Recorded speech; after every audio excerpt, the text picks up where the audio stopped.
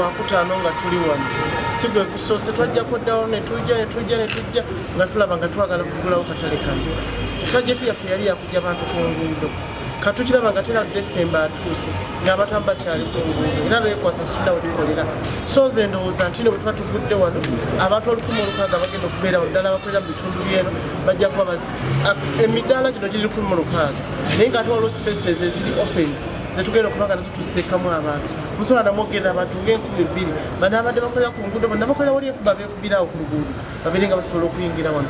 N'ab'ebyennyanja balinawo space yaabwe, mulinamu abaana we tugenda okubateeka abaana abato abakyala bazina abaana nebagenda okuteekebwa babeere nga nabo bateeka mu katale kano basobole okubeera nga at least akatale kabeera ka mulembe.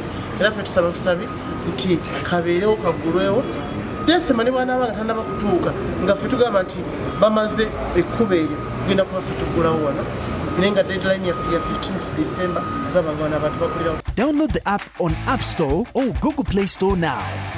Vision Digital Experience, the future of media.